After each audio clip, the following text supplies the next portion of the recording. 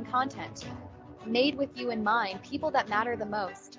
On Mondays at 12 a.m. Eastern and 11 p.m. Central, only on Revolution Radio Studio B. Be a The people's war. It is our war. We are the fighters. Fight it then. Fight it with all that is in us. And may God defend the right.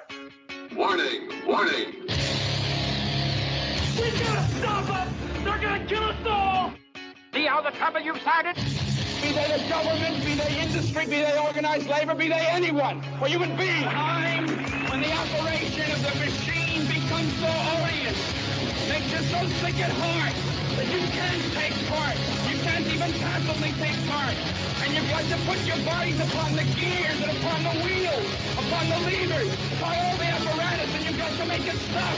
And you've got to indicate to the people who run it, to the people who own it, that unless you're free, the machine will be prevented from working at all. Revolution Radio at freedomslips.com, the #1 listener-supported talk radio station, throwing ourselves upon the gears of the machine. Revolution Radio, where information never sleeps. You called down the thunder, well now you got it. Right, you tell them I'm coming, and hell's coming with me, you hear? Hell's coming with me. Revolution Radio.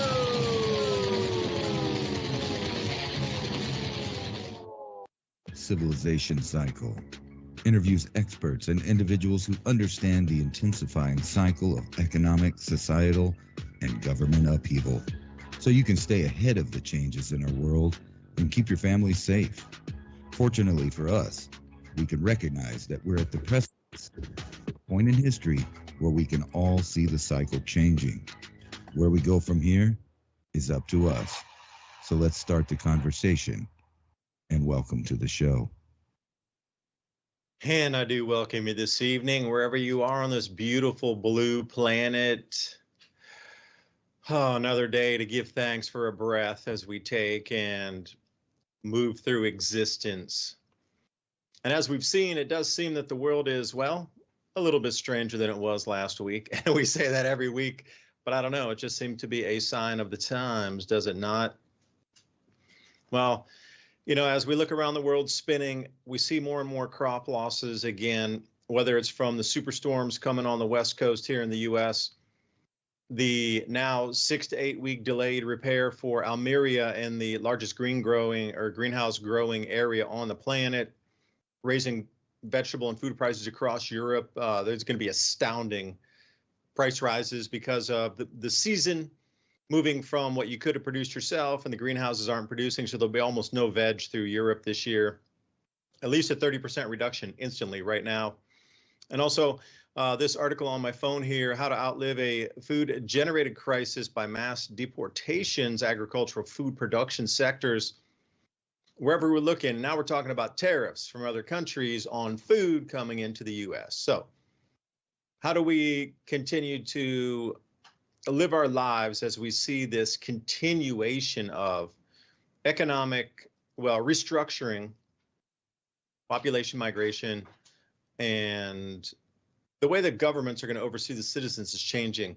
We see this every time in a grand solar minimum, these fingerprints through history as these cycles that are going to dent food production in a natural fashion due to whatever's happening with the magnetic fields on the sun affecting our magnetic field on the planet and everything else moving around that change. All the excuses are in place for that.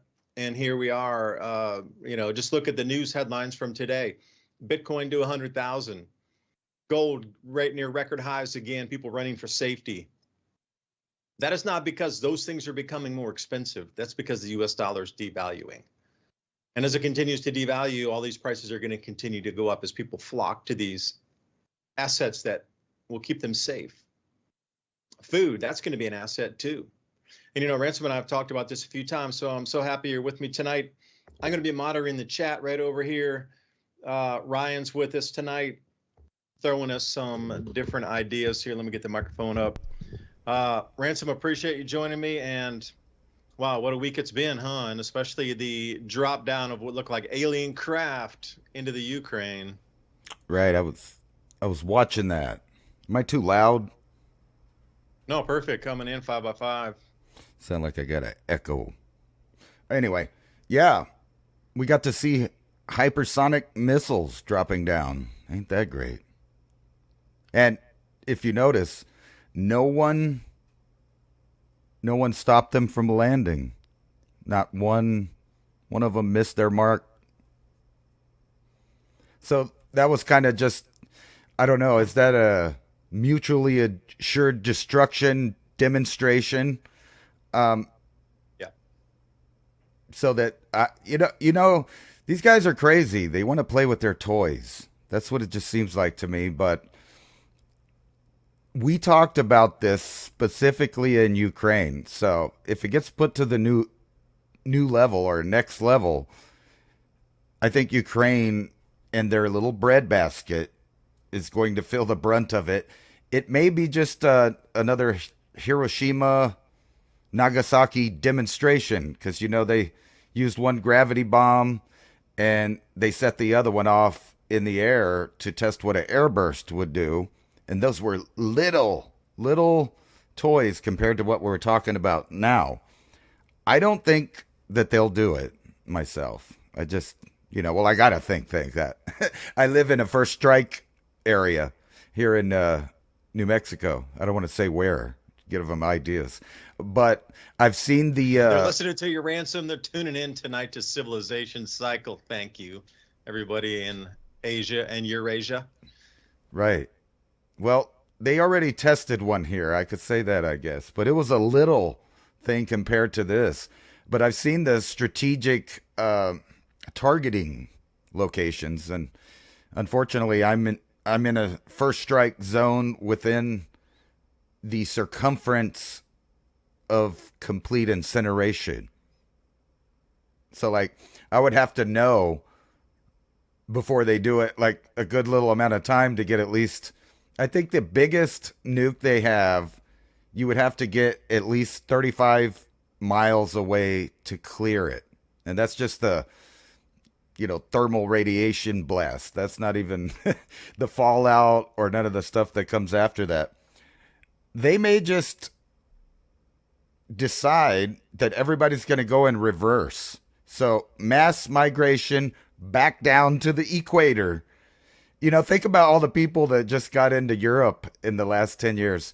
Do you think they're questioning, what? Home doesn't sound that bad anymore. Now that NATO and Russia are kicking off fireworks.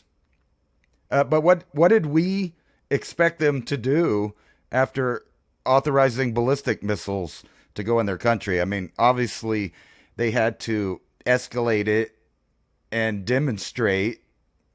And then, so the question is what are we going to do now? Now that they've done that, are we going to back off quietly? You notice Poland and Germany and Italy and all these countries are flip-flopping now. War with Russia doesn't seem, so great anymore all of a sudden. And we're hearing some flip-flop talk from the governments now. I don't know if I want to support the U.S. and their escalation. That's what they're saying. It's pretty, I can't believe I'm living in it. Yeah, so interesting, though, as you said, the pushing down toward the equator, and it brought me back to during the last ice age, we were squeezed down near the equator. So imagine that. Not only would it be just from ice on our planet in a regular 100,000-year cycle, but imagine the radiation from that, too, squeezing us down toward the equators again. I mean, how many times can humanity get squeezed and pulsed down into 20 north to 20 south? And that's it. That band is where humanity lives. Great for tropical, margaritas on the beach and everything. But in terms of, having that kind of I don't know how many people you could, get down there for a relocation effort. I mean, the glaciation period, people just naturally migrated as the conditions were getting colder, couldn't grow food. And you look in Africa where some of these old mega lakes were, and you wonder why people had moved closer and closer and closer and closer. They've abandoned some traditional areas to come in closer to the water. Humanity moves to where conditions are best, whether it's an ice age, whether it's a mega drought for 7,000 years off the Sahel drying out in a 6,000 year period, or whether it's radiation circling around the planet, doesn't really matter. We are malleable beings. We're going to go where conditions are best. Right. So what does that leave us with then? I don't know. Is this the famous man-made global warming that we've all heard so much about? Is that what think about this. Last night I was thinking, if everybody started rushing away from where they just showed up to, there would be this giant traffic jam in Panama and in Egypt and Israel. There would just be massive people trying to move those little bitty tiny island crossings to get to, central locations and southern locations on the planet. Puppy Cameo, she won't leave me alone here. She's like, what are you doing? I don't want to get off the chair, go open the door, but this little thing, yeah. I mean, the world is becoming so bizarre right now. Here, you want to get down? All right, go on. Yeah, the world's getting so bizarre right now. It's just kind of, wondering what the next twist is going to be. But taking out the food supply and, making people move. If you were able to hit part of this food supply, now I'm going on it from two different directions here. I talked to Eric Gajewski just the other day. He runs Trek Hat Night. Some of you know him, some of you don't. A little bit controversial on some issues. And what he was telling me was this Dark Winter script running, that the plan was to wreck the global economy and reset it and bring in an entirely new system, shut down some of the ports, knock off a bunch of goods, reduce the amount of supply, get people onto, rationing systems, and then, bring us in with some sort of new currency, tracked and traced, whatever form that might take. But think about how easy it would be if the global economy collapses. We'll have no money in the supply chain, like farm financing is the proper term for this, where banks give money to farmers to buy the seed in advance. Like if we miss a full planting season, we're toast on the planet. Throw a couple, low yields into some grain zones, that would spook the planet and instantly collapse the economy. But then, you got to think of that next step. If we're watching Almeria in Spain, the greenhouse area that lost about, now they're saying closer to 18,000 acres of greenhouses during that massive hailstorm that dumped a year's worth of rain in a day on Barcelona. And then that was the second storm, but the first one was Valencia. Then Barcelona got hit with nearly a year's worth of rain after that. It was like some unusual storms right there, but it dropped 8 inches of hail down on those greenhouses.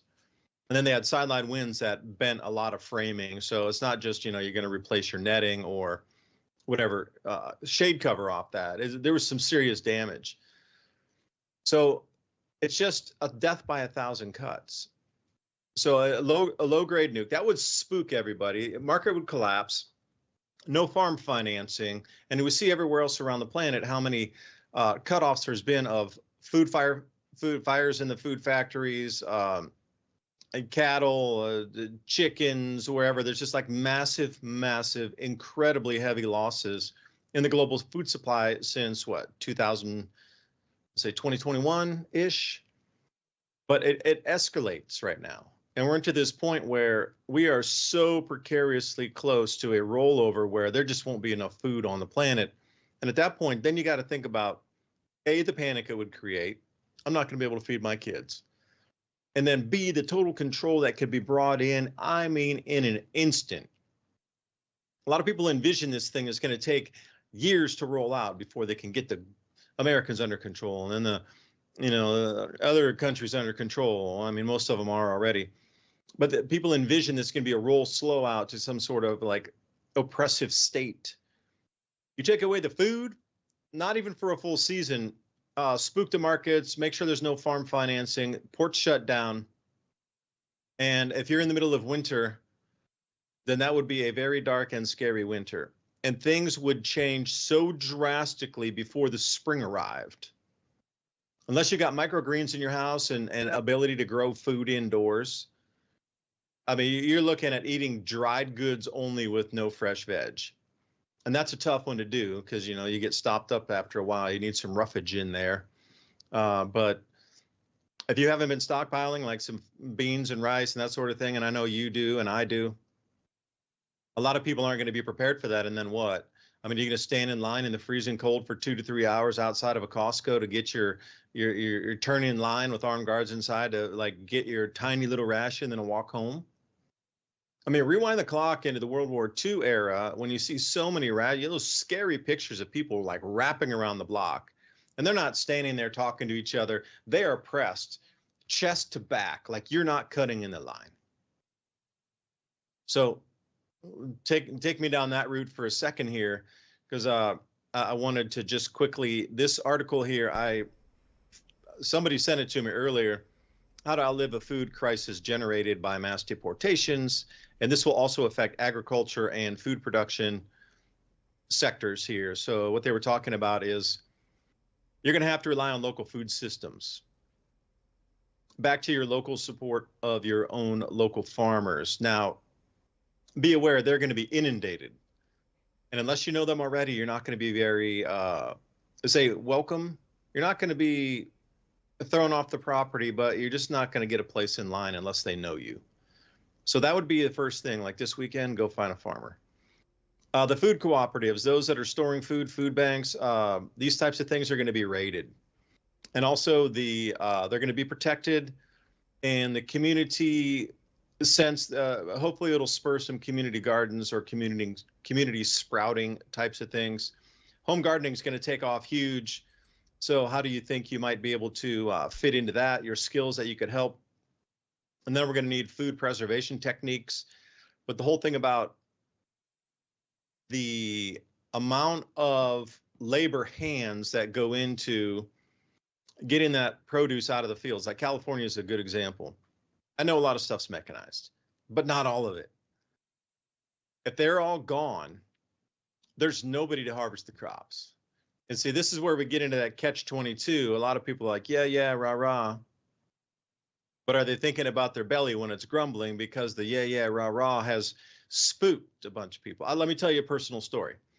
Lived out in Hawaii for many years back in early mid-1990s. And I was working out there, working in a couple restaurants. I was just into doing my own thing, surfing, just enjoying, mountain biking, hiking, that sort of thing. I was just taking some time off after university to just kind of sort life out.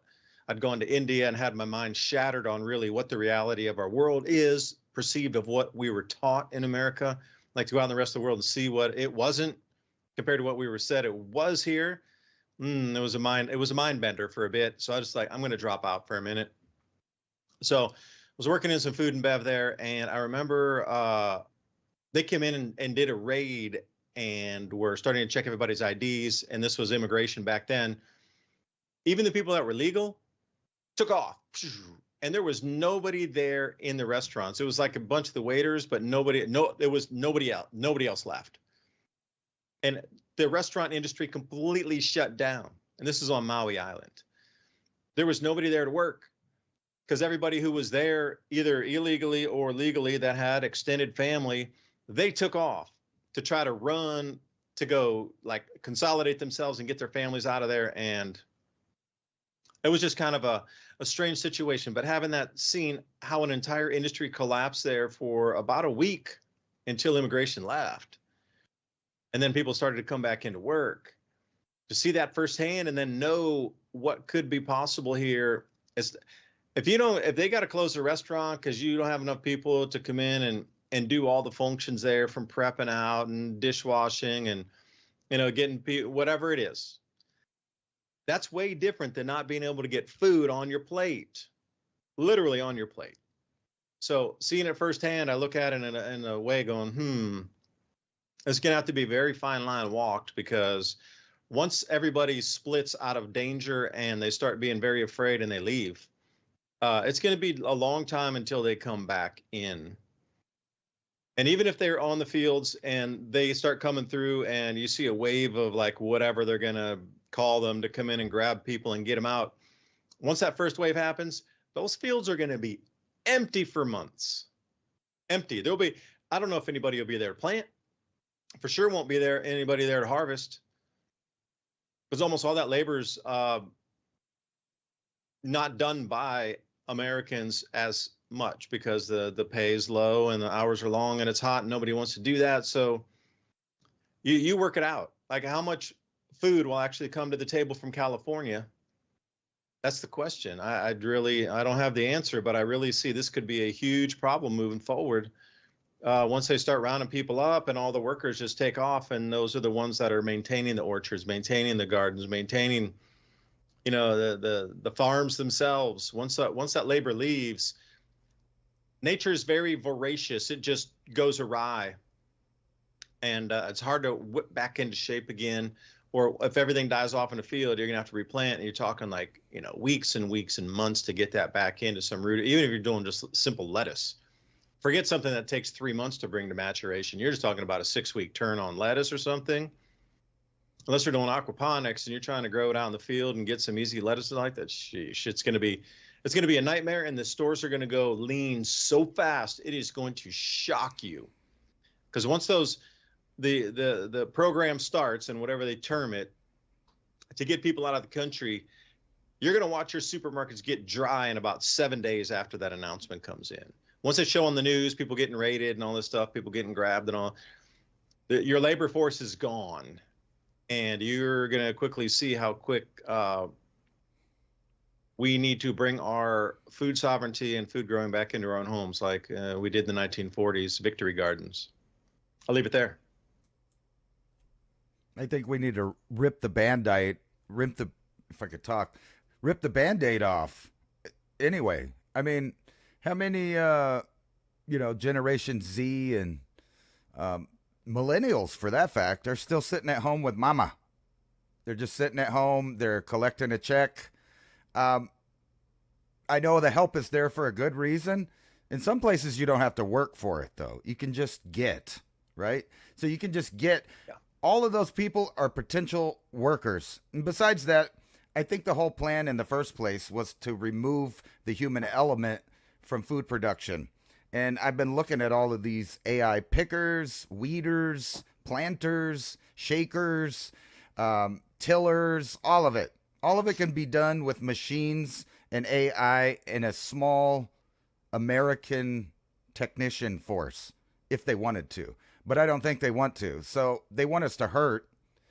And when I say us, I mean people worldwide. It's so obvious that it's an attack from every angle on the human domain and their ability to eat freely off of the planet. That's always been the enemy since people were getting hunted down and killed for eating the king's deer. It's no different now. Yeah. And I think we are going to see a mass exodus, but I don't think it's going to hurt the fields that people keep saying. And even if it did, what is that to say about America, that we're so lazy, or as some put it, that, on the left, that we can't do it without the help, which is really extremely racist to say that people from south of the border only could fill janitorial jobs or, out in the field picking vegetables.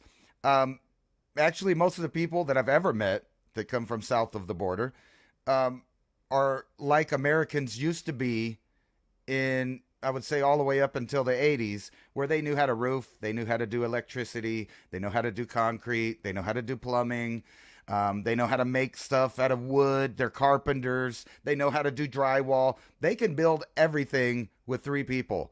And that's where we as Americans should be, and we used to be, but I can't say that we really are today. But we may be forced into that situation, and I think it's a good thing. The problem is I don't think they really want the American worker to fill the niche. They want to close the vacuum, reduce production, and fill it full of top-down, just-in-time delivery systems that is mostly powered by AI workers, putting the profits completely and totally in the owner's, arena. So if you pay attention to what's happened since the pandemic, most full-time jobs have been cut to part-time hours. And I saw this coming years ahead of time, where companies would continually hire more employees for less hours each so that they don't have to pay them plus 40 a week, overtime, benefits, medical, dental, all of these things that these unions fought for. The answer to that was just pay them less, hire less people, less hours, less benefits. And that has destroyed the American workers' kind of want to get out there and earn the American, dream, as it is to own a house, have a family, a little bit of land. The ability to grow your own food is in that American dream, and they don't want that. So I don't know where we're going from here. I have been predicting for years that they would drop a couple of low yield nukes to get everybody in a frenzy. And when you look at the headlines right now, bomb cyclone coming in from the West Coast. It's going to obliterate people with blizzards. It's just a terminology, the bomb cyclone. And then you got a homeless guy supposedly it's going to set off a nuclear type device downtown. Come on. I laugh at that one too. Like, what? I think they're opening up the idea for one to go off, and they've been doing it for years. If you remember, Lindsey Graham used to really do the fear mongering about Iran's going to get a nuke together and they're going to blow it up off our coast. And then, you start putting North Carolina nuclear, these things together, and then you find out they've lost a nuke off the coast. Matter of fact, there was those ones from Minot that went to Texas. Nobody knew where they were going. They lost them. Did they ever find those? Who knows? So it's real easy right now for any faction around the world to commit a false flag right now. And by the time, the scientists say, hey, there's a signature on it, we know who did it, it's too late. They already have the fear machine in motion. Most countries would probably have martial law by then. Europe's already basically there. I mean, you can't, speak your mind on the internet without the midnight knock of the secret police, as George Bush famously said right before we sent weapons of mass destruction. Yeah, but you remember how he was making our enemy sound bad by saying, hey, they might wake you up in the middle of the night with the secret police. So what do? We go over there, we knock down doors in the middle of the night and do the same thing. And now we have it at home. One could say there's plenty of political prisoners here. And overseas, people are going to jail for posts while actual criminals get released. And the whole stage is set to light a match, get everybody tribal, completely spread the shatter belt across Europe, have people pick sides, and there you go. We have World War III, and without any bomb being fired, the reduction of food will happen immediately because people will start hoarding. Countries will start thinking about themselves first. New trade deals will open up, and they'll say, no, we're not going to trade with you. Matter of fact, that's already happening. China is upset with us because we have a new trade deal in Southeast China Sea with different countries. So everything's a tinderbox right now. So we only have two choices from the future. Either they do the M.A.D, mutually assured destruction, but reduced. And we already know that they could pop off a bunch and life will go on as normal as far as the earth is concerned. Now, human activity is a different story. But I see more that it's more going to be a kinetic warfare between us, Russia, and China. And that's going to open up many job opportunities in the manufacturing sector, while China and the United States start to compete for how many robotic AI machines, drones, capable of launching warfare in the next, I'm going to say 5 years. That's what you're going to see. And that may be what all of these data centers are actually being created to power, is the massive intelligence infrastructure it would take to fight drone warfare.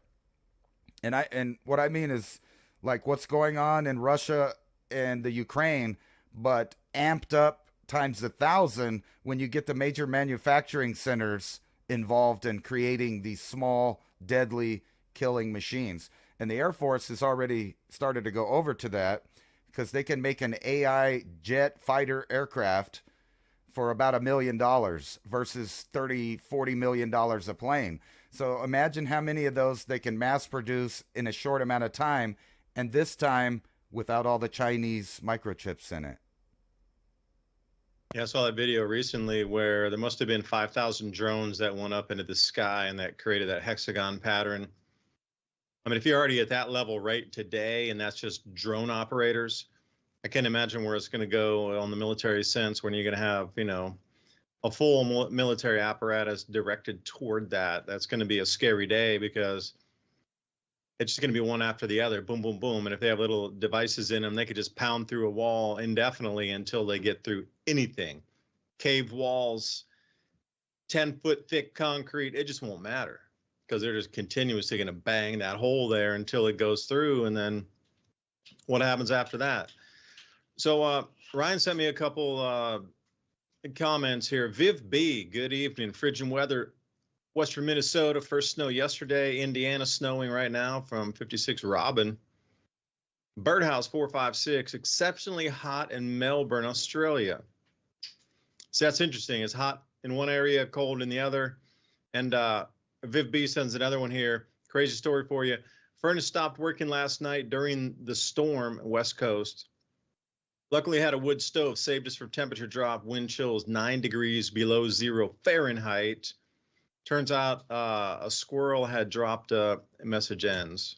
Oh, a walnut into the furnace vent worked its way down into the furnace motor. Did auto safety shut off. Crazy thing says repairman sees all the time. And Taco Banana question: do you guys agree with Ben Davidson's early 2040s prediction of the micronova? Do you think we're getting super cheap land here in Colorado or Wyoming to escape the flooding one day? I'll have to say that kind of flooding that Ben refers to with the Adam and Eve story, you're not talking about a wave that's kind of creeping toward you. You're talking a continental size, 2,000, 3,000 foot high body of water after the planet stops rotation or is blasted with so much particulate off of the sun that it evaporates our ocean and sends it into a different direction.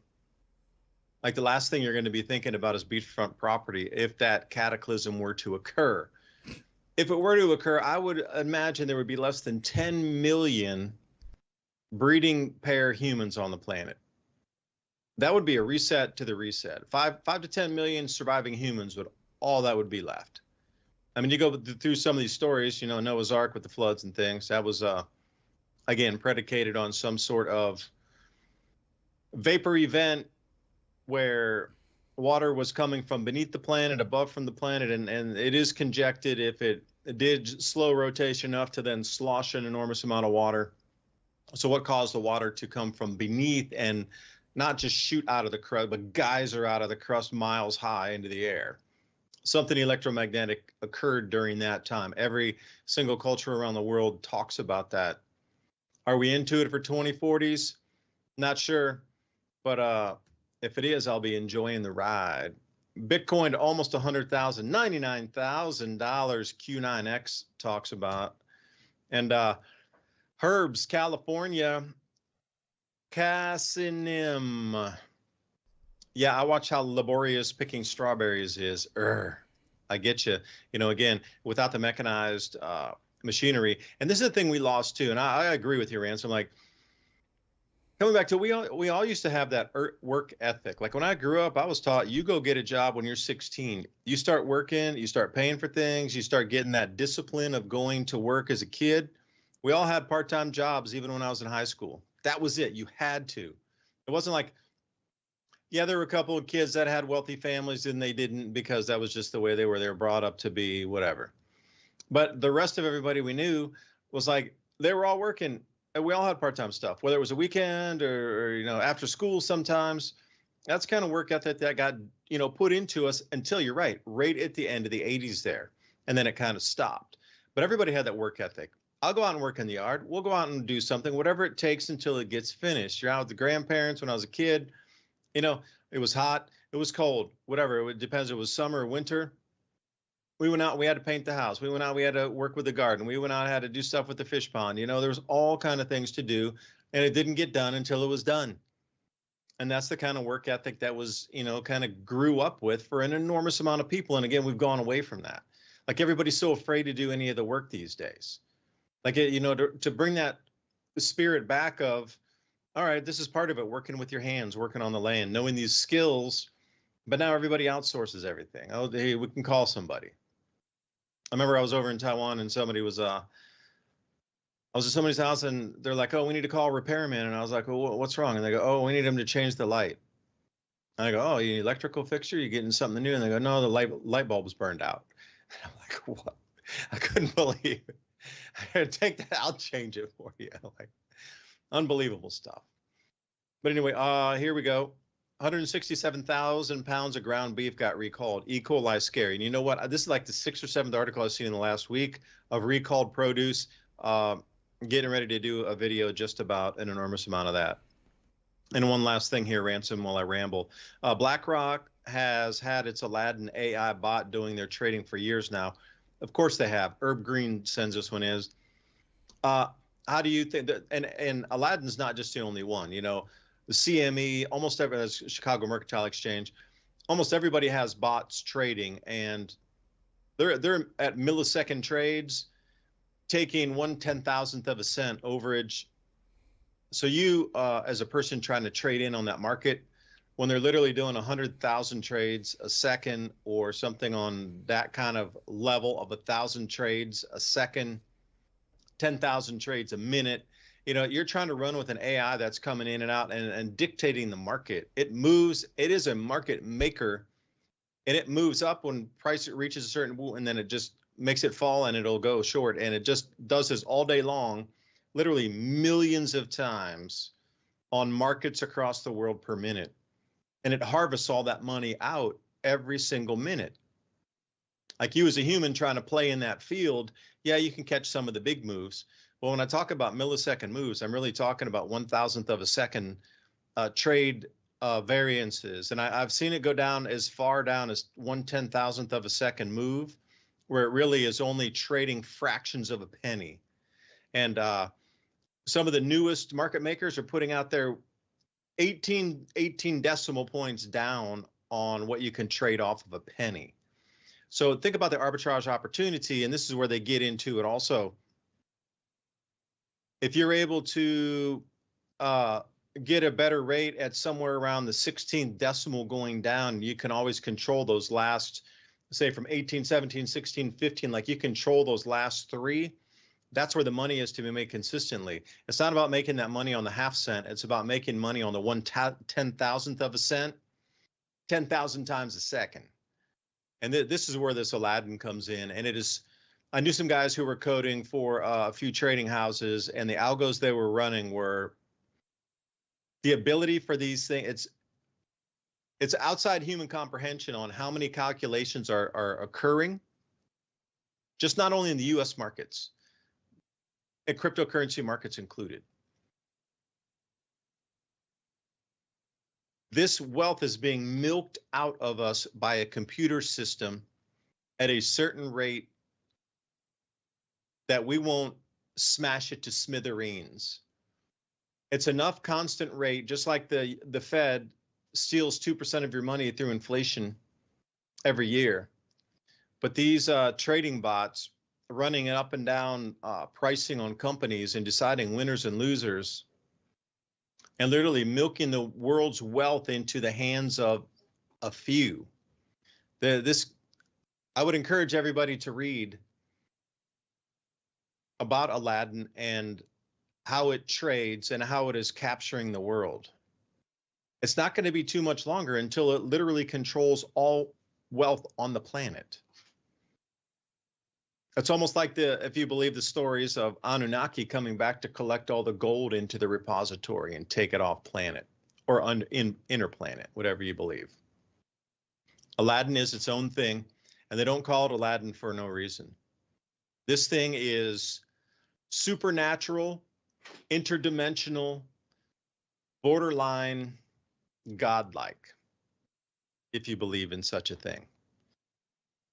It is a fictitious entity that could be termed as a fallen angel that has taken on mathematical properties to harvest human energy from birth to death. And I'll leave it there, man. I might go a little bit too deep into it there, because knowing what I know about this system here, you're really just, you're along for the ride. And as long as you're alive, and you will be from now, your energy will be harvested. And this set of, and there's subsets of Aladdin as well, it's stripping the wealth and moving it into different arenas of control. Do you realize BlackRock, how many trillions of dollars they have under control? They control about half of the world's wealth right now. Half. Now that's a big statement to see. You know, you're talking quadrillions of dollars, but a large 50% of that approximately is under the control of that, or is traded with that Aladdin system. And again, it's going into subsets as well. But those subsets are all feeding back in. So it's basically like a toroid loop. It's looping back in on itself. Okay, so the subsets are pulling the wealth out, and then it loops right back into BlackRock, and then it rolls back out and it loops right back in again. So again, I'm going to stop here. I got to let the dog run out of the. So please take over for just a second. I got to get her out of the room. All right. Let's see if I have Alzheimer's. I can't explain Aladdin. It's so strange, and so it's like a fallen. All I'm going to say is a fallen angel with mathematic precision. Yeah, I could see that. Except for we kind of made that, so we asked for it. And a lot of people don't know. What is his name? Max Kaiser was talking about how he made so much money and that the entire stock exchange was ran by AI in 2010. I've been, listening to him for a long time, and he joked about it, and everybody was like, no, that's not true. And he was like, yes, it is. I'm rich. Why are you arguing with me? I'm making money off it right now. And let's go to kindergarten science class, though, for a minute. I don't know about micronova, but there are some big burps off of the sun that could cause damage. And I hate to tell people there's not going to be this massive Noah flooding. That was caused by something about 12,800 years ago that impacted into our enormous ice shelves, which was stored water on top of land. And it went into the ocean. The ocean rose about 400 feet. Now, the story about water coming up out of the ground, think about this. The entire crust of the earth is like a sponge. It has a bunch of holes, caves. It's very permeable. It's very porous. So if the ocean came up on the side of a continent 400 feet, the water level around the world would level out, which means that if you were in low-lying areas, water would just come up out of the ground from the aquifers being overfilled by the ocean rising. And that would explain most of those stories about water just coming from the ground. The ocean went up 400 feet. Now, you don't have to worry about that today because one ice cap is already in the ocean. And everybody knows that ice cubes, when they melt in a glass of water, the water level never changes. So that's not going to contribute to flooding. The only water stored on Earth right now that's possible to add to it is on the land in Antarctica, and it ain't unfreezing anytime soon. Even if the Earth got really hot, it would still be cold on the southern pole, holding most of that ice. The rest of the ice is in the ocean already, so it's not going to raise the water level. So there's only two things really that could cause massive flooding on a biblical scale everywhere. That's an impact in the ocean, which would put up lots of water into the air, or a volcanic event that is under the ocean, which there's many of them all throughout the Pacific coast. There's plenty of those that could do that. That could cause that. But as far as the Earth stopping, there's no evidence that it's ever happened. There's no evidence that it'll ever happen in the future. So that's kind of silly. So instead of buying a trailer court lot to support your favorite doomsday channel, you could just help us out by buying a coffee on the Buy Me a Coffee Civilization Cycle page there. I don't know. Was that too much of a... I didn't want to hurt nobody's feelings, but Some of that is just fantastical, nonsensical nonsense about micronovas and frying the earth. We have supernovas and you have big flares, but I don't know about no micronovas. That's all funny to me. So if you want to move on a little trailer-sized lot in a doomsday cult right next to a prison in the middle of flatlands, Colorado, be my guest. But I don't think that's a good spot to go. I would head deep into the Rockies or deep into the Appalachians or deep into the Ozarks. Other than that, there ain't no place to go.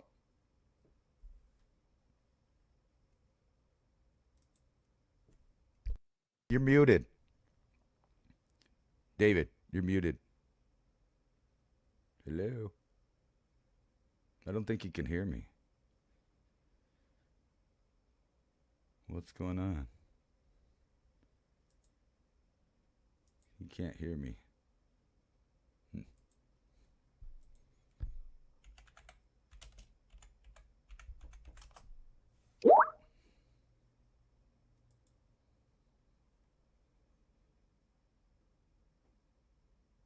I don't know why he's muted. He can't hear us talking about him.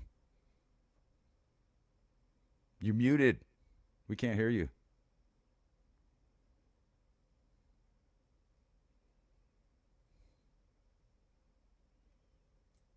You guys look at my face until we sort this out. No, I'm just kidding. Yeah, I can't hear nothing, man. Let me...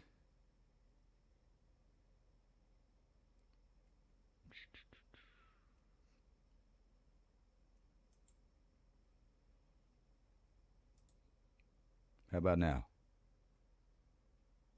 What is going on? All right, I'll take over then. Let's look through the news for a minute while we figure that muting issue out there. What do we got over here? I was going to talk about some of this stuff right here, which David was already bringing up. Is AI going to turn against us? Think about this. A lot of the nuclear defense is under the control of AI right now. So I hope that makes you sleep better tonight. Let's see if he's back. I still don't hear you. Oh my God. Let me see here. No, hear nothing. I think the CIA has intervened. You must have had something really important to say. Let's see here. Anyway, atmospheric river pummeling North Carolina northwest with flooding and rain. So I would prepare. Always prepare. Even if you don't think nothing's going to happen. So 80 million people could be expected traveling this Thanksgiving. And right in the middle of WW3 and all the other stuff going on, I would maybe leave early and arrive early to where you want to go. Because I don't think you're going to be doing much flying. And who knows about how many air zones are going to be shut off. Not only from this blast from the Pacific right here. Over 600,000 in Washington are expected to lose their power. Or no, they're just going to get pummeled by cold, tropical storm-like conditions, if that makes sense. Things are escalating in the Ukraine. You got a senior North Korean general wounded. Everybody's taking sides. And I wanted to get your guys' opinion on this. What is this? Is it a fly? Is it an airplane? It looks like a blue orb flying through the New York skyline there. Was that a balloon? What was it? This is interesting, and I've noticed, this kind of goes back to what I was talking about, drone warfare. I think it's already happening. We have evidence that cartels use it for executions, for monitoring areas of land. So they're using it for logistics to get people in, people out, things in, things out. But not only just that, they're using it for killing machines, just like over in the Ukraine. And now police across the United States are starting to investigate drones flying over sensitive areas, over restricted spaces. This is becoming an increasing incident of drone involvement in places they shouldn't be. And I have a feeling that even here in America, we're going to see the first headlines of either people being assassinated, attacked, some kind of story about domestic or foreign terrorism involving drones. The FBI now supposedly arresting a guy, and he's charged with planning an attack on the New York Stock Exchange. So whether this is predictive programming or there's really people out there that are nutty or working as assets, you can expect things to get really interesting now that the proxy war in Ukraine has escalated to the degree it has. And people just really aren't getting what's happened. Russia fired a ballistic missile that had a MIRV in it, or excuse me, a hypersonic missile with a MIRV. The MIRV deployed, which in normal circumstances would be a nuclear warhead on each of those little small independent rockets so they can spread out. And the point to take away definitely is that no one stopped them. All of them hit the targets where they were supposed to hit, and it was faster than anyone could react. And then Russia launches their new missile, and U.S. provides more firewood for Ukraine with tactical weapons. And what was? Oh yeah, here it is. Just look at this, and keep in mind that each one of these flashes that hits the ground would be a nuclear bomb going off for each one of those that hits. Boom, boom, boom. There's 4, there's 8, there's 12, there's, on and on and on and on. Complete destruction in the area that they'll go to. And think about this. If just one nuke hits near Chernobyl, it'll crack the concrete cocoon that is keeping the nuclear reactor material from burning down into the water table, which will ruin Eastern Europe and separate Russia from Western Europe for a long time. No one will be able to use the groundwater around the Danube or any of that stuff for a long, long time. And supposedly, you're supposed to believe that this guy that can't stay awake, look at him, he's totally confused, is the guy that's deciding to push forward with World War III. Doesn't it just fit in so that later they can say, oh, it was just these old fools that had dementia? Or not. And weirdly, I don't know if this has anything to do with trends, but people from the U.S., or this guy anyway, faked his own death so he could run off to Eastern Europe. I think we're about to see a bunch of re-migration. And just to bring you down the depths just a little bit, and this is an example of how the media stacks headlines together to manipulate your emotional state, your mental state, and your physical state, because they're all interlaced and intertwined and depend on each other to be healthy. So world's saddest dolphin recorded talking to himself because he has no mates to talk to, and they didn't even give him a girly friend. So at least, she could talk to herself and he could try to swim to the next tank. Just kidding. I don't know what's happening with the technical stuff going on. Will we see Google break up? I doubt it. They're pushing that idea. So for all you guys that are worried about nuclear warfare, don't forget that both sides of the coin are trying to integrate you into this new technological system that's more manageable and more easy to manipulate you from all directions. A complete rewrite of your perception of reality. And even our boy Elon Musk is still pushing this Neuralink idea, and other companies are going to pop up, and more companies are going to try to push this idea of the integration of the biological and the technological to basically completely imprison mankind into an artificial matrix that we just can't interpret as being fake and harmful. And it's coming from all sides. Here, let's see what's going on here. He's back, but I still can't hear him. Let's see here.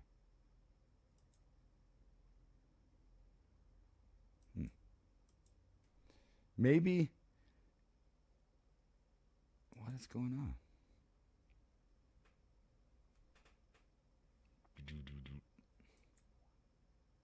Let's see the communications here. He's not muted.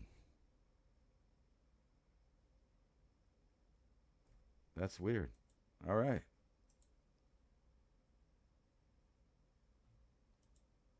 Trying to integrate 5 different platforms into get us streaming here tonight. I don't know. I hear you now. Oh, you do? Perfect. That was well, weird. 3 minutes until the break. So please remember, come on over and join us, civilizationcycle.com. We'll get you the show notes of the ideas we've been talking about tonight, just in a quick bullet point fashion on a one-pager. That way, we've been running through a bunch of information, articles, things that we can talk about, share, start some different stories.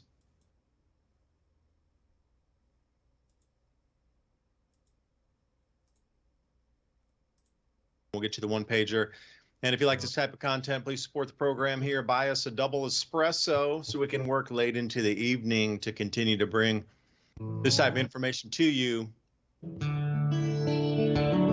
We'll be back right after this short break here. Appreciate your time. Thank you so much. And it is going to be solutions for all of us coming together to share ideas, not just one single thing is going to work. We'll be right back after the break.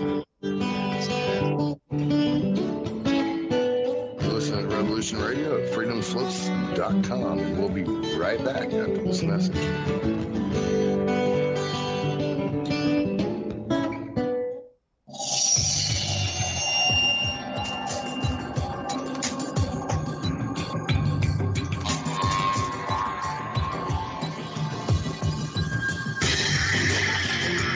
It is no secret that the so-called mainstream media is best described as controlled propaganda.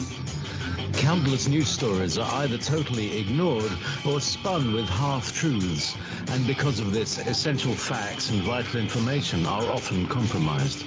Join Dr. Ott every Friday night on Studio B at 10 p.m. Eastern and learn why The Story Behind the Story was nominated for a Peabody Award in its second year of producing unparalleled broadcasting excellence in 1997. That is, if you really care about learning the truth.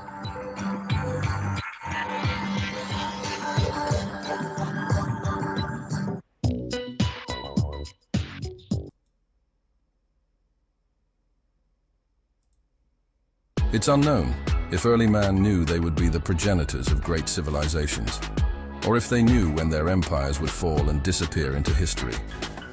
Fortunately for us as modern man, we can recognize that we are at the precipice, a point in history where we can see the cycle changing. Where we go from here is up to us.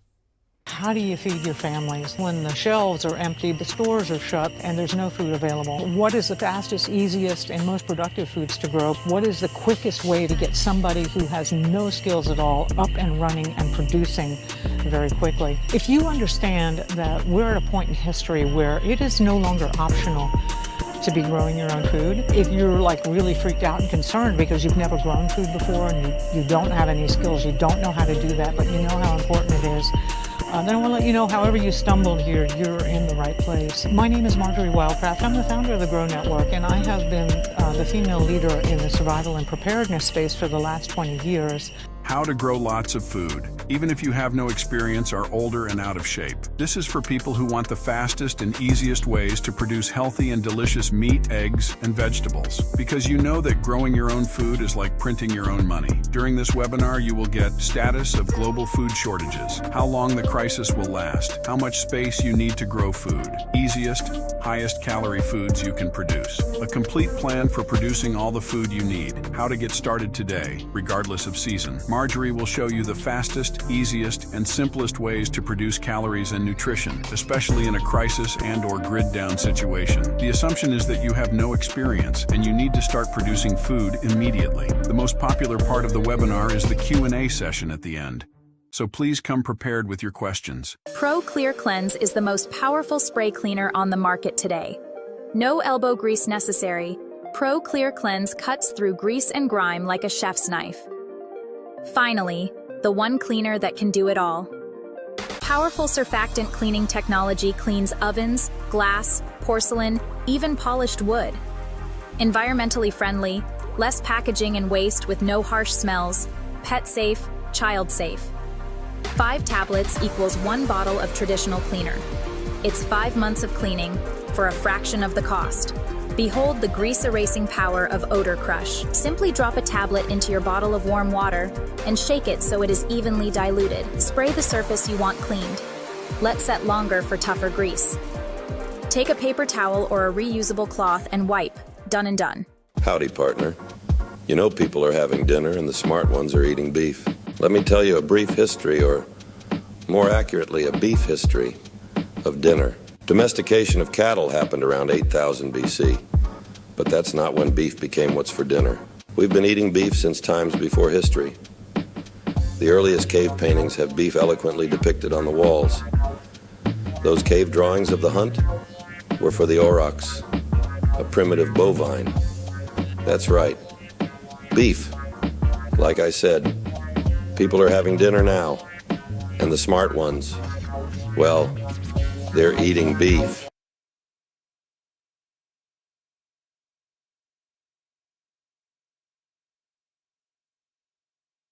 Ransom, do you see me here? Oh, there I am. Whoa, back on the big screen.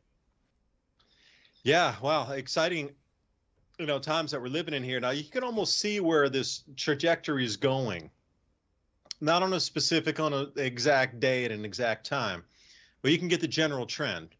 I think we've been doing a pretty decent job at that of, looking out at where just around the corner it's going to go. Kind of like driving a car. Your situational awareness is around there. You see some things there. The road's going to go to the right. There's a lot of, factors showing you. There's bright road signs with arrows. Hey, we're going that way. Lines on the road. If you look down, you can see you're going to turn that way. A lot of people are oblivious to the signs that are all around us. Nature's giving us signs.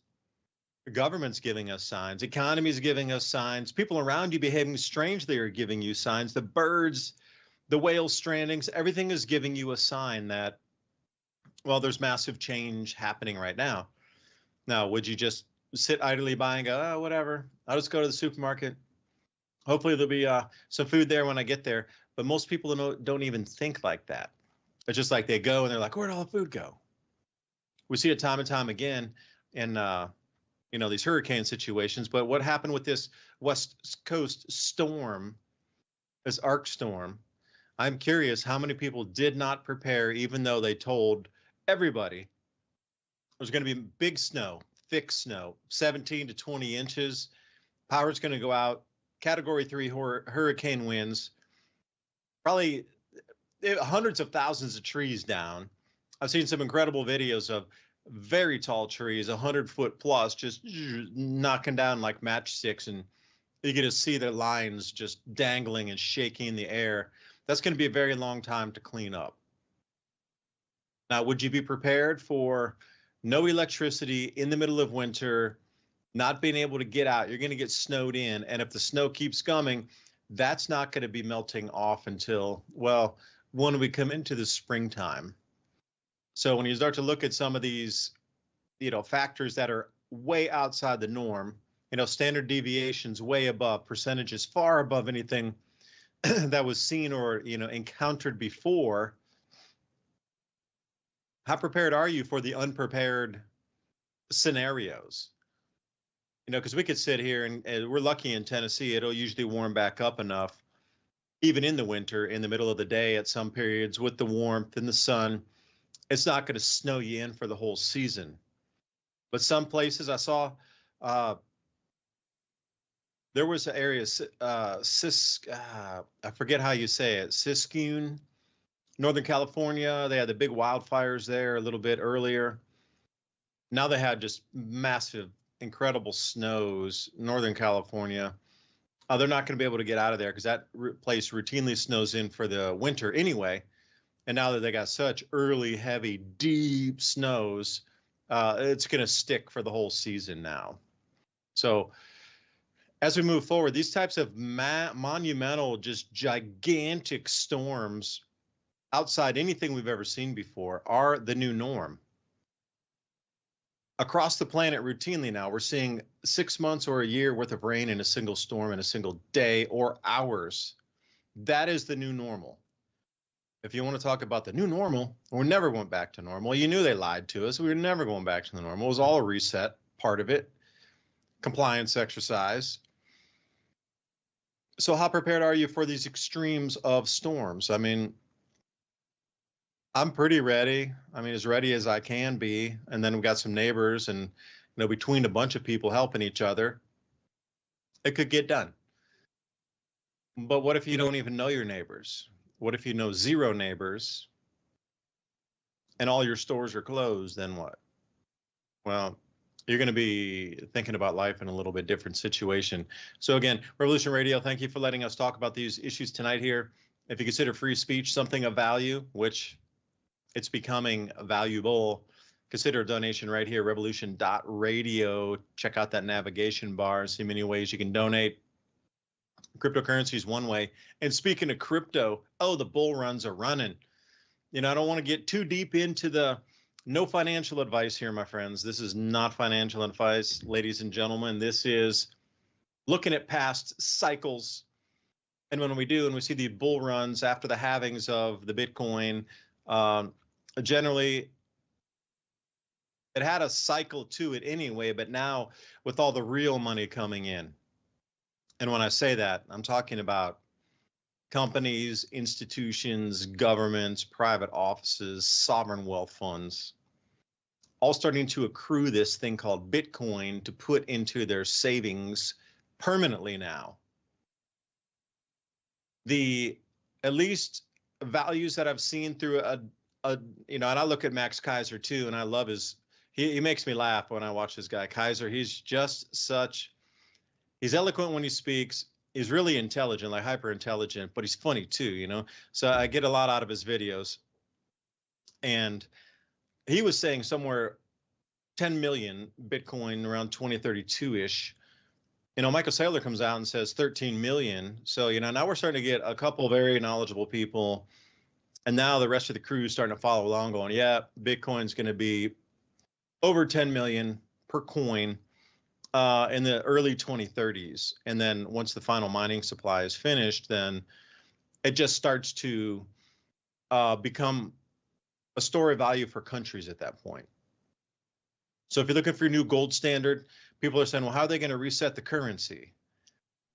Well, there's a new value class that just kind of got scooped up, like an asteroid of solid gold just got pulled out of space and put on the planet. That's kind of what this cryptocurrency thing is. It's a new asset class, never existed before, but suddenly there's a huge amount of value into it.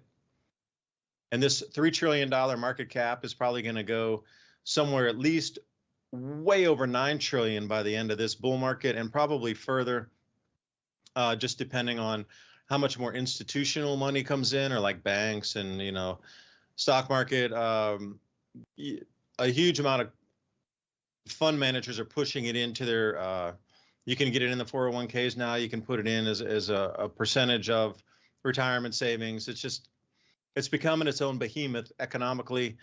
We just cracked at 99,000 here for Bitcoin. As soon as it hits 100, everybody on the planet's going to know it. And then at that point, that fear of missing out, that FOMO thing is going to take off like a scalded dog. From an old saying out of the early days, And the reason I bring that up here is this one article, the title, for those of you that want to look it up yourself, Setting Up a Crash. Federal Reserve pulls more than half of the credit available through the Bank Term Funding Program, the BTFP. Now, for those unfamiliar, banks need loans too, if you didn't know that. They don't have enough operating capital at times either. So what our Federal Reserve does is lend them the money, usually short term, 1 to 3 days, and that'll get them through their available credit crunch. And this happens all the time. Now, I want to bring you back at a point in history here, and I want to try to put these two together. In 2019, before COVID started, they were pushing in something like almost $1 trillion a night to keep our banks from failing. And here we are very close again. And the Federal Reserve just pulled half of the available funding for their bank term funding program. Like, it's almost causing the crash to occur on purpose. So how do you take liquidity away from banks that need that? And you're taking all the liquidity away from all the banks that are needing it to stay afloat through the evenings, which makes no sense unless it's purposeful and they want to crash the system. Now, the reason I'll tell you that is if they want to crash the system, it means they want to bring about a new system after the old one is finished. That's where we're going with this. You think this whole cryptocurrency thing evolving as it is now? Well, finally, the technology's caught up enough, and all these players are on the XRP protocol with their on-demand liquidity, that all the sovereigns are in on it. When I say sovereigns, I'm talking about nations that, like, say, the Middle East, for example. You know, the M.A.D protocol has been running. For the Bank for International Settlements just let M.A.D run wild. It's off the reservation. It is free to go where it wants to. That's a combination of China, Saudi Arabia, United Arab Emirates, Hong Kong, and there's one other one. 5 nations that are trading amongst themselves, outside dollar, all settling amongst themselves. Now, this is running on XRP. So as we start to see these different liquidity pools come in and the instant settlements, distributed ledger technology is going to be a thing you will remember for the rest of your life. DLT, this is going to reshape our world. Every bank is going to start using this. All financial institutions are moving and gravitating toward this. But distributed ledger technology it's all on the blockchain. Everything is moving. Like, the old system you knew is already gone pretty much. They're just trying to get us into this phase where it collapses and they just bring it out. It's already ready to go everywhere. Literally on the planet, it's ready to go everywhere. But how do you get people to move away from an old system and bring a new one that has a completely different value to it? And for those of you that are holding on dollars and be like, well, I have $1 million. Not after the reset, you don't. It's probably going to be 1,000 to 1 on the reset, or 100 to 1 at best. And the price of gold will be revalued in a total global sense.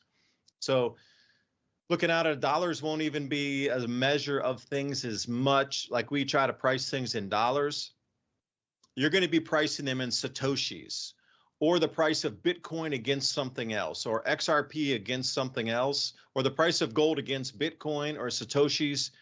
Like, this thing, the way we measure dollars is going to be done away with after this crash. We are coming to an entirely new system. And that's what I see evolving. Once Bitcoin hits 100,000 and they get more people aware, they need the global awareness of at least what blockchain is.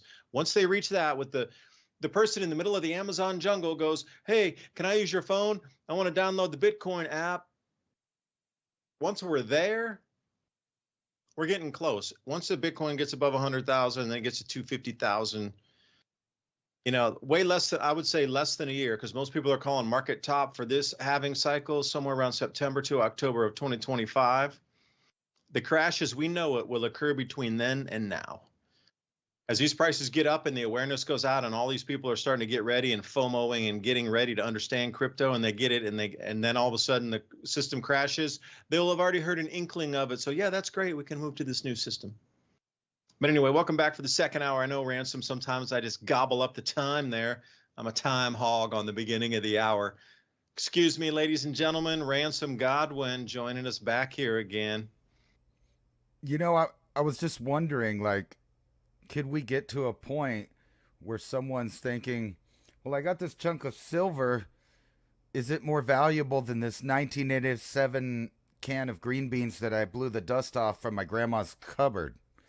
Is it still good? Depends if there's mold in it or not that's visible. No, I'm kidding. But when you look at the trends right here, this is more to what I was talking about the future of jobs in America. Auto worker wipeout.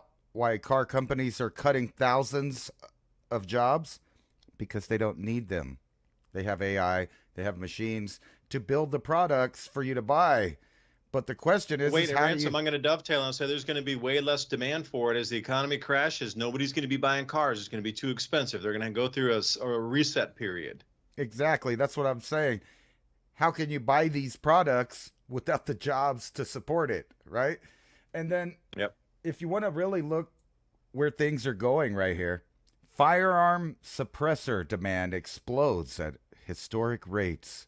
Now, I wonder why so many people would be wanting to buy suppressors.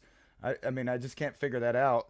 You think it might have something to do with the near future where the Pentagon fails its 7th audit in a row. But don't worry, they're going to clean up all this money and where it went and figure it out by 2028. So don't worry. They'll have that all, shaped up by the next presidential election. Isn't that convenient? I remember there was some lost money back in like 2001 in September sometime. Wasn't that also correct? Right. It was like $2.7 trillion. But just recently, they said they lost 4.8 or something like that trillion dollars. So there's double the cover-up coming. I mean, think about that, or quadruple the cover-up. Where's all this DOD money being spent? We can kind of see it in the proxy wars. And then FEMA kind of told on themselves when they ran out of money that they're using all that money for alternate programs. We'll just put it that way so we don't get in trouble. But the whole thing, here's another one, like the trade, the Intel sharing community is now making new deals.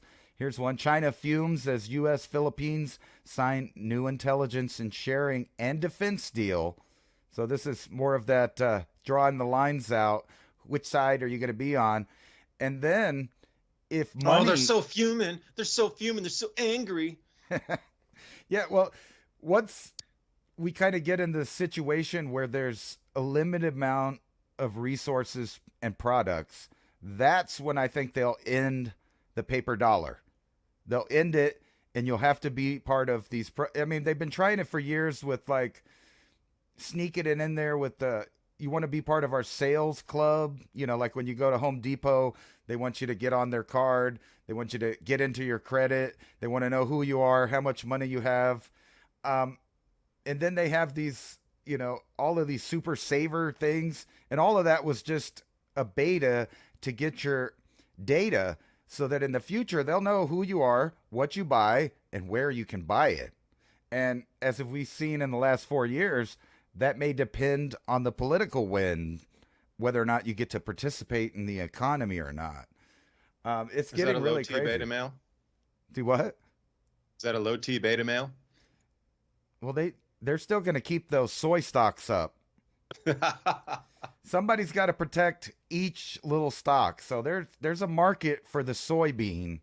I'm not in it, but some people need that. So what is going to happen once the kinetic wars actually get going? Because what we've seen is basically a tit for tat escalation using missiles, basically with no warheads. If you've been watching Iran, Israel, Lebanon, Gaza, it's a whole bunch of rockets, a whole bunch of missiles, but only one group is actually dropping warheads that do damage. The other groups are kind of just saying, I know, but we can send them, but we just need something to put in the tips of them. Where are they going to get that? Walking the thin line, walking the red line. I was watching this stuff earlier about, where the not only where the missiles would hit, but what they have. And they have enough to demolish every city. But when you realize how small of a surface area compared to the rest of the earth is, it's very easy to see that they could just move away and wait. And everything from like oil spills to nuclear blasts seem to go away pretty fast. I mean, think about all the ones we've blown up, and then think about stuff like the Exxon Valdez, all the way to the more recent one in 2011 that spilled all over the coast, in the Gulf Coast. One hurricane later, it was gone. It's totally dissolved into the ecosphere of the world. Yeah, nature's easy and cleansing like that. It's a regenerative system that we live on here. It's not a one-time and it's damaged forever system. If you've seen what a volcano does or what a hurricane does, what kind of damage natural storms can do, it is far beyond your wildest imagination of how much damage the planet does on its own. It's not like we're the ones that have caused continents to shift or to bury something in 30 feet of mud or ash. Or wipe, and you saw the Mount St. Helens volcano. That was an entire mountain that shifted. Like, how much human time and how many machines as humans would we have had to use to make Mount St. Helens move that much? Because you look at it, and in just that one single day, the entire mountain shifted and moved over to the side. You got to think about, humanity is not primed for any such thing like that. And so I'm just sending a couple charts here. I think people might be interested in the possibilities of where this takes us. Now, a couple more comments here. Viv B, writing me back, says, there's always that comet, Apophis, supposed to be a near miss to Earth 2029. And yeah, Ransom, I'll let you go with this. I got to grab this call here, okay? All right. I'll be right off. I'll be right back. Change my picture here. All right. I wanted to show everybody this picture. This is a picture of Sierra Blanca, where I live. And in there, you see snow on the top. Back in the late 80s, early 90s, the teachers at my high school would tell me that this would be a thing in the past by the late 90s. And then, then they started saying by 2013 or something. Well, that is snow on a mountain named Sierra Blanca that has been the only source of water and an ecosystem in this 500 square mile area where I live, which is located in the Chihuahuan Desert. And that right there is snow from recently. Just the other day, it snowed on there again.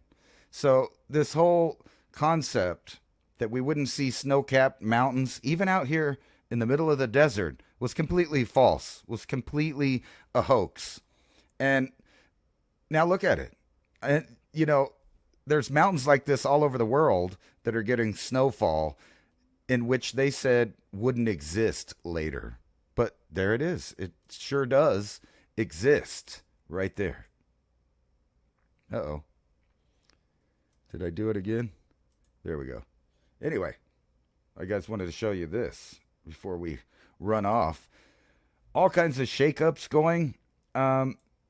This one, where is it? Right here. Pentagon fails 7th audit in a row.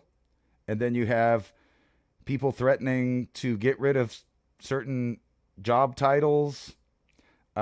People worried about getting court-martialed. Why would they worry about getting court-martialed unless there's been a lot of funny business going on for the last 275 years of our country? It's very humorous to act like any group that's been in there hasn't been doing things to set up the events that we're seeing today. And I think all the players are participating around the world. This was a demonstration by Russia that if we did go to nuclear war, there would definitely be no winners, and no one could stop them sending these over. They're just not going to happen. They're too fast, too many of them, and it's impossible. So this tells me that they are not going to have a full-scale nuclear war. It's just defeats the purpose of trying to run a world, unless they have some very next level breakaway civilization technology to hide them or to prolong their existence until things straighten out. I have faith that there will be no nuclear holocaust for the wider world. Now, whether or not they'll drop a couple bombs in strategic places, because I brought this up many times. There's an author that wrote a book called Strategic Relocation. I think his name is Joel Skousen. And he talks about how there's kind of a deal for a kinetic warfare to happen between us, Russia, and China, and that at some point they would be allowed to trade nuclear targets with us, a limited nuclear exchange, to bring the world into the new world order that they picture. And also that after this, the U.S., Russia, and China would probably break out their next level technology. But I don't think they're going to do that. We're going to see a long, bloody, robotic warfare. Now, whether it goes to Terminator status, I guess it's up to them. Release the bots. Let me see here. I got a message and another one. All right. Are you there, David? Nope. All right. We'll just move on. Chilling new threat. ICBM, the new type of weapon. It's not really new. We've been hearing about it for several years now. Hypersonic, which puts us, into the instant annihilation game with zero sum, I guess, right? Because nobody wins. But what's funny to me is watching the Shatterbelt situation going on. We have Poland, Italy, Germany, several other countries now second guessing their role as a NATO location because, well, they would be first strike. They would be the people that get the brunt of any real warfare that we would have with Russia. And you notice that at the same time this was going on in Europe, in the Middle East, they were exchanging warfare as well. So it's getting quite interesting, to say the least. And if you guys were wondering, here's what the first ever picture of a star outside of our galaxy looks like. It's a computer-generated smudge of an orange spot. It's kind of like a micronova. You can't really, put your finger on it, but there's something off. This might be good news for America if you guys just want to go down the road of legalization of different mind-altering compounds to pacify you in this great reset. You have, places wanting to legalize psychedelics for mushroom to acid and an ever-increasing legalization of marijuana to help keep the population in a lethargic state. But just in time, because they might be taking the fluoride out of the water. So if you're a leftist, you might need to stock up on the fluoride if you want to fluoridate yourself. That's where it's going. And then robots are definitely taking over all of the good jobs. Look at that. They're showing these auto workers. But if you've seen their manufacturing plant, it's a dangerous place for humans to be. And matter of fact, there's so many, probably millions of videos of Chinese and some of them in Taiwan and some of them in the Philippines and some of them in India where people prove that they don't belong in the middle of automated machinery. And I'm talking about some really gruesome videos of people getting stuck in the machinery where they shouldn't be located, in my opinion. I mean, it's about to be a hazardous workplace for humans. And in that, isn't that really AI systems turning against humans? Not in a warfare type of way, but in a replacement type of way. They're not going to replace, all the jobs, just the managing jobs, the human resource jobs, customer service jobs, manufacturing, food, especially fast food, and groceries. So you can have your just-in-time lifestyle and pay for it all online and just pick it up at their distribution centers or have, little robots deliver it to your house. But considering how many people rob packages, I think you're going to have to go and protect yourself at the large distribution centers where you will have to be part of the club. You'll have to be pre-screened, just like they do at the airports. When you go there, you can get pre-screened and get through the security real fast. It'll be just like that. But at the supermarket, at the other merchandising stores for clothes, electronics, all of that stuff, you're not going to be able to shop through the store for much longer. And the whole group is moving over to this. Plus, massive layoffs are coming. So all of this is all kind of coming to a head in the same years. And I kind of predicted that no matter what Trump tries to do, there is a big machine working against America having energy independence, the Second Amendment, free speech, private ownership of land, and the production of food from oneself and one's own private property. So we're in a world of hurt. Where's it going to go? I don't know. Probably really, really expensive if it's not already. So we'll get to see if I predict that the prices go down and then they all go back up. And it won't be, like always, it won't be my fault. It won't be our fault. It's just because of this, that, or the other thing is why your prices are going up. But there's no arguing that the majority of the Western world is trying to shut down production of homegrown food, basically, or ranch or farming in the semi-industrial fashion where the citizen still is in control over their land and the process in which they cultivate. And that's all coming to an end right now.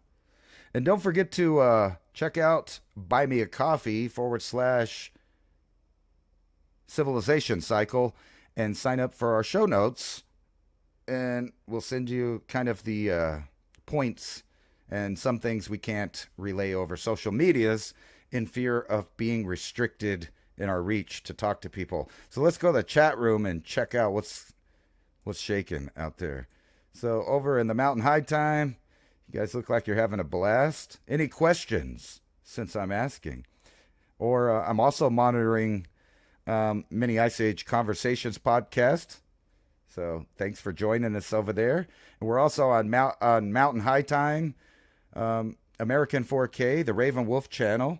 We're on Civilization Cycle, Facebook, Twitter, Instagram, and various other Twitter pages, and Twitch, I believe, and 2 Rumbles are broadcasting tonight. So it's working out to have this multi-streaming platform so we could talk to lots of people on different platforms. And maybe you could go over to the other chat rooms, meet some new people, expand your network, and, be more prepared. It's a lot easier when you kind of feel the network and all of the new things people learn. You get to learn those immediately with them. Ukraine takes notice, and the rest of the world also. I would hope so. It's a lot to show killing too sad stuff. Wow, that was weird there. Why is Civilization Cycle not a moderator? Let's make him a moderator. I'm on the wrong. Let me sign in. You think DuByne got the call to go to his bug out location? Just kidding. Hope not. Let's see here. Let's make Civilization Cycle a moderator.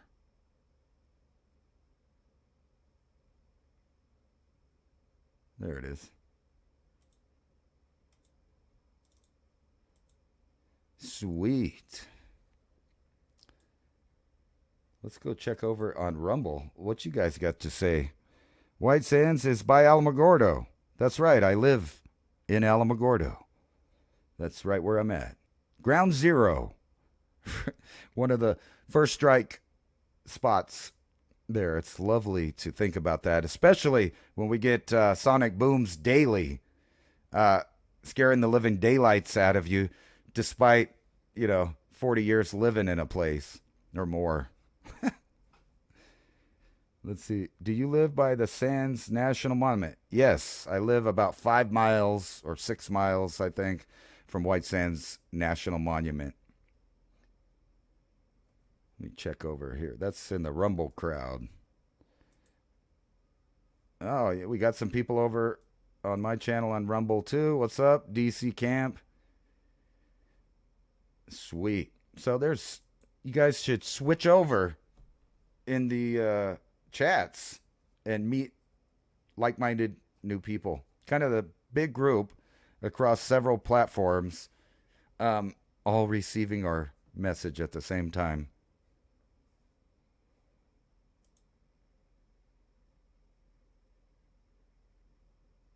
It doesn't matter if the world takes notice because they have their plans.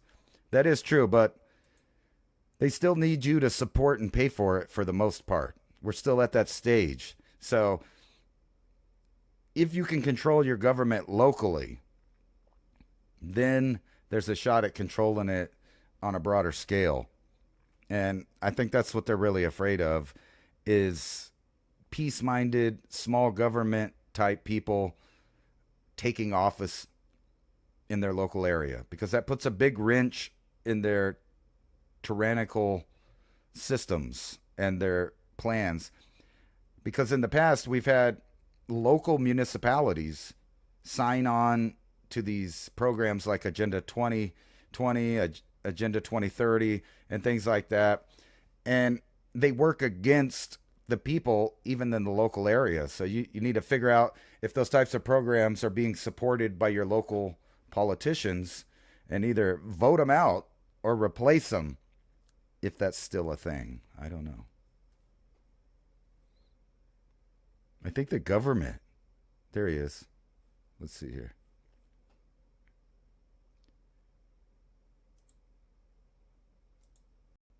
Covering him there for me for a minute, Ransom. And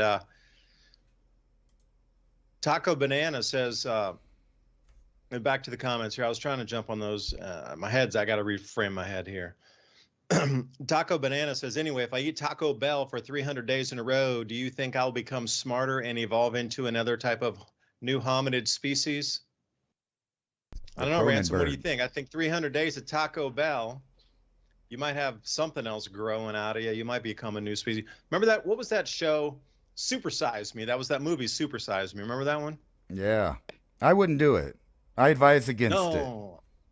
I think he's got permanent liver damage or something, that guy. You turn into some kind of Cronenberg. Yeah, but what would happen if you ate Taco Bell for 300 days? Like, really, what do you think would happen to your body? Because I know I get the runs after I eat that. And that's personal attestment. I would put it on Yelp or anything as my own personal comment. I haven't touched Taco Bell in probably like 25 years. But back then, I would say that when I would eat Taco Bell, it would definitely loosen my bowels. And that was 25 years ago. I don't even know what's in the food today. It scares me to even think of it. That's your body telling you something. Because, if you eat fast food all the time, you get used to it. And then when you eat healthy food, you have intestinal problems. And it's the same way vice versa. If you eat healthy mostly, you eat some of that junk and your body's like, what the F is that? Yeah, I need some rice to plug that thing back up there. Unknown vector. Control the food and you control the people. Henry Kissinger.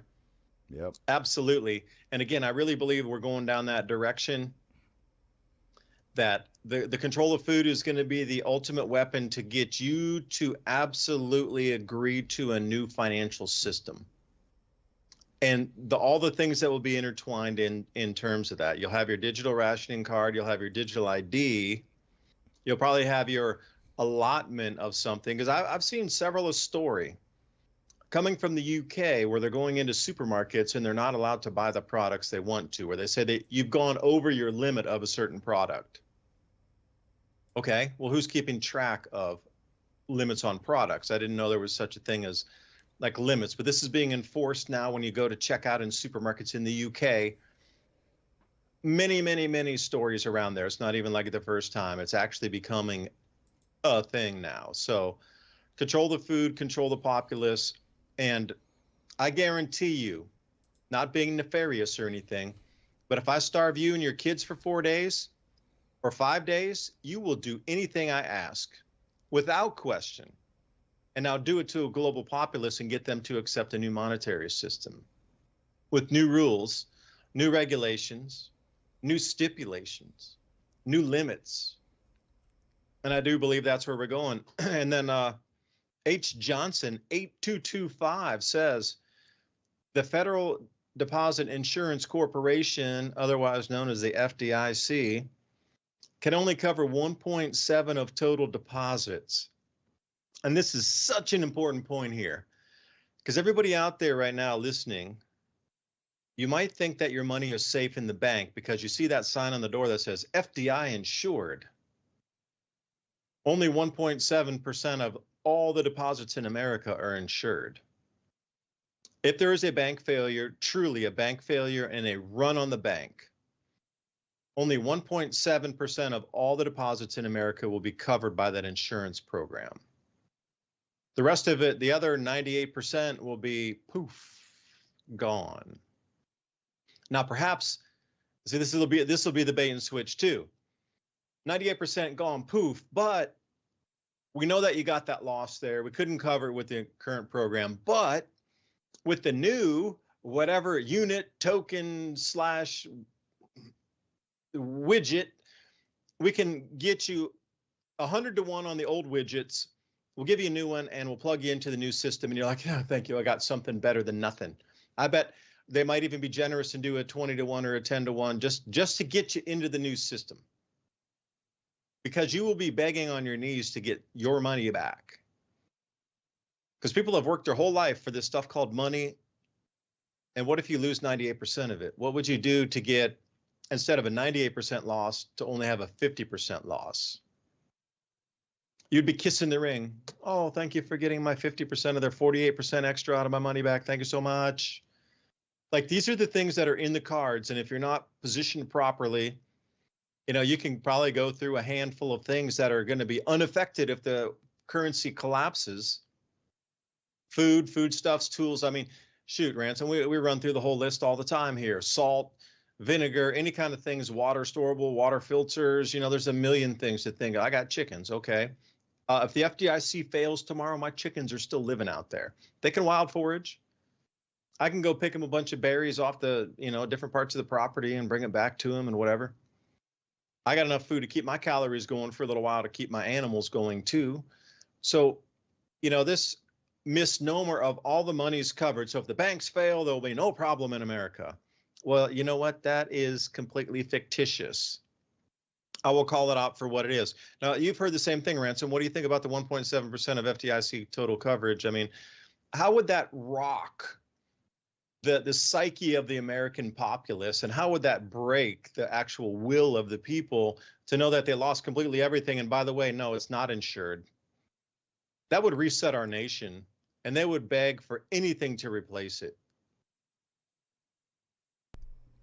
Yeah, I'm sure they would. But as we saw kind of going on in North Carolina, there's That's a travesty. They have all those FEMA trailers just sitting there empty, just like Katrina. And there's rumors of government intervention into childcare. I don't want to get too much on that topic, but if you've been paying attention to the airwaves, the government is inserting theirself into families because they no longer have homes.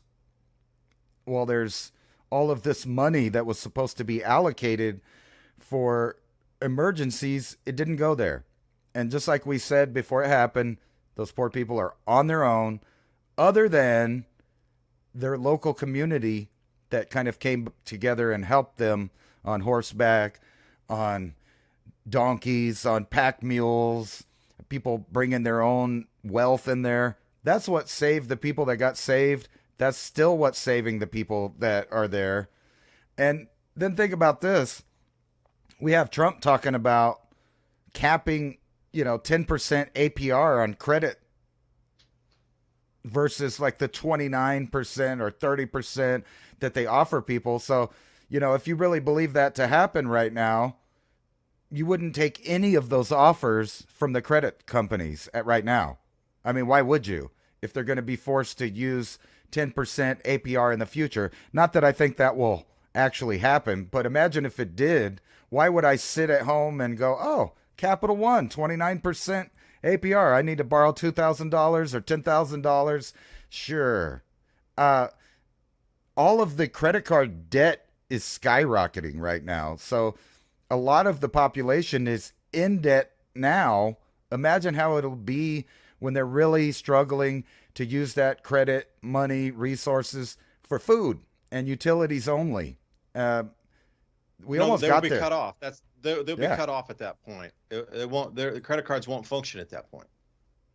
Right. So it won't matter if you have only 10% APR. There won't be any credit to give out. That's true. Now, let me run on to the point here. Go Team 21A says, perhaps think about the ISO 20022 compliant cryptocurrency tokens that are going to be used in the new central bank digital currency system. Global international transactions. By the way, I have a list here. I had already looked at this years ago and seen which ones, because a couple of years ago, these things were just pennies to pick up. Like XRP was 25 cents. Today it's at $1.25 or $1.30. It's running. Okay, so I'm going to give you the list here.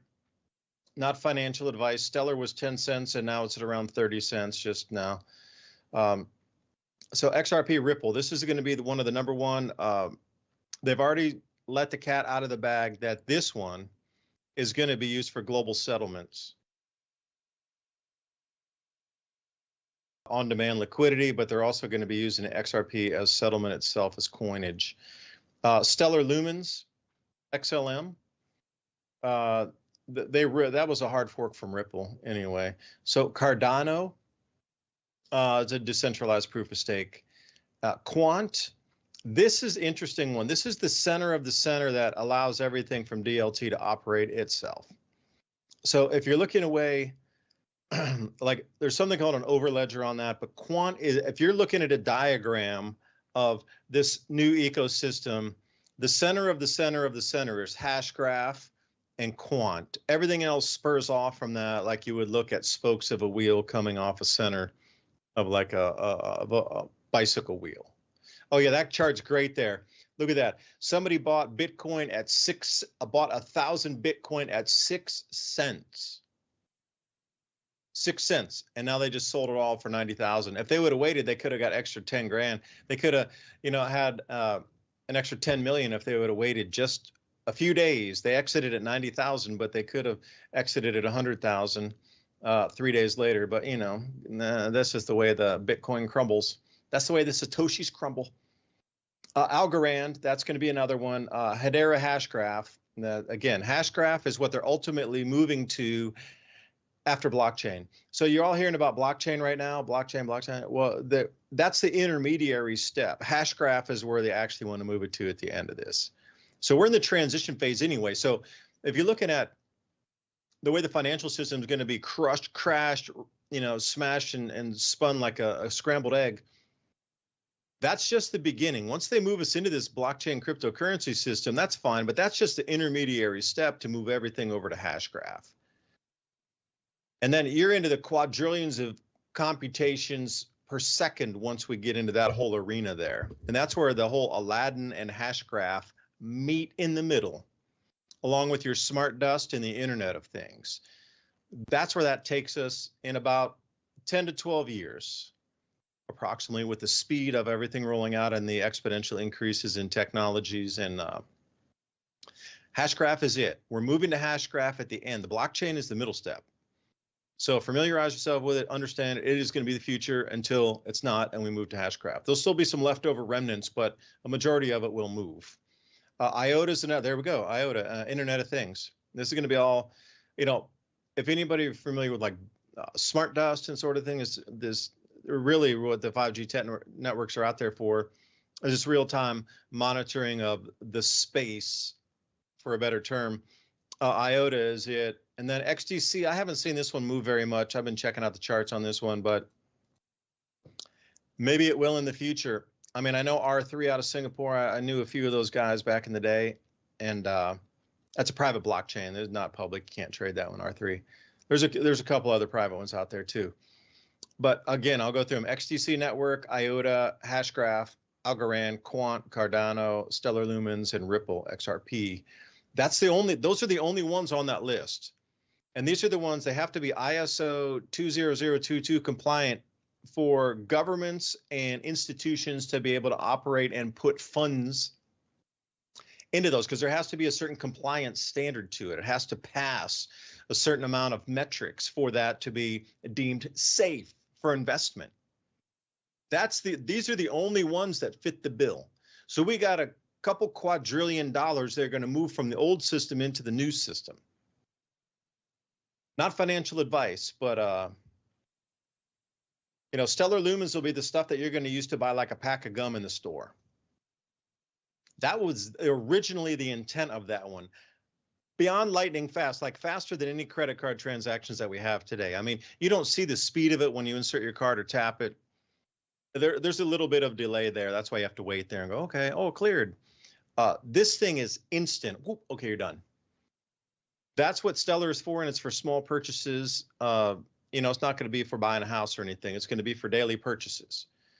So anyway, I'll leave it there. I'll show you. And thank you for throwing up a couple of those graphs while I was talking, but that was it. So Go Team 21A, thanks for the ISO 2200. And that's it. I mean, the world is absolutely shifting beneath our feet here, and they're going to use food to drag you into this new world, whether you like it or not. So it's better, just in my opinion, that you would understand it before you get dragged into it. Just saying.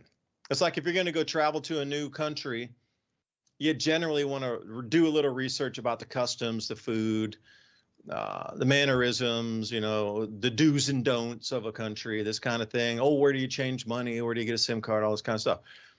That's what you would do for research before you go travel. But understand, we're traveling to a new financial system, so you might want to do a little bit of research on it. Anyway, man, that's it. Thanks, Ransom. Please buy us a coffee, buy us a double espresso, and hit us up at civilizationcycle.com. Toss your email in there, and we will get you the show notes. Ransom, take us out. Get prepared for the storm if you're on the West Coast. If it's too late. Too late, man. Too late. Oh, thanks for the government warning. You're about 2 days too late. That's why I was joking. But, every time we mention this, right as soon as some kind of natural event is going to happen, that there's like 40% or more of the people that get caught off guard. And it tells you, although maybe our community may be, right on the newsy and getting updates about every topic every second, there are plenty of people out there that get their news from Antenna TV that's like a week late in the stories and the trends and everything. So the only thing they ever do is tell you you're about to be destroyed by a natural disaster right when it's happening. They don't ever get on like a week before and start buying some food, water, make sure you got batteries. I mean, they have these little PSAs, but they play them in places nobody watches. So like, we're giving you a PSA. Look at the weather. Prepare for it. Don't be caught off guard. Don't be starving, thirsty, and homeless if you don't have to be. Is that too harsh? I don't know. Maybe it's a little harsh. No, it's not. It's reality, man. And people need to really wake up. And I'd say that with in all seriousness, this is the way we would talk to our friends before, and they wouldn't get offended. They might get a little sad, but but it used to be like that. If somebody was really like completely off base, you would tell them, and they would either adjust or get over it, or that would be it. Like you should be allowed to say those things. Why should you not? Maybe I'm old school, man. Look at I'm old. Maybe I'm in a different world now that has changed in front of me. I was just thinking maybe we should get out there and invest in suppressors since the demand is, skyrocketing. Do you think that has anything to do with people planning on hunting quietly more than it does about, what it insinuates? I think it's more about people realizing they're going to have to hunt quietly if things go bad. That's really what I think that uptick is about. I don't think it's about civil war or people, wanting to be clandestine. I think they just want to get Bambi without letting the entire forest know that they did it. Well, the forests were hunted out within, a very short period of time in the Great Depression. Although, there's more people now, but I would not imagine that there would be that much game for very long. I imagine most of it would be hunted out in the first year. And then there's no replenishment stock. So once it's all taken away, it would take it would take a good 5 to 10 year period after those animals were reintroduced before they really started to repopulate the areas again. Feed the squirrels. I'm just saying from history. Feed the squirrels, feed the wildlife. They'll be near you when you need it. Yeah, and you need to know when to, take certain animals in seasons too. Like, rabbits, they always say don't eat a rabbit if it doesn't end with the month of R. September, October, November, December, you can eat rabbits. All the other time, apparently, there's some sort of parasite in their livers or in their bodies because of the conditions. Do you believe it? Rabbits are good. Is that another hunting? Until next week, thanks for joining us. CivilizationCycle.com. And please, if you like the content, buy us a coffee. Well, a double espresso. We're going to keep chugging through the evening here. Bye for now.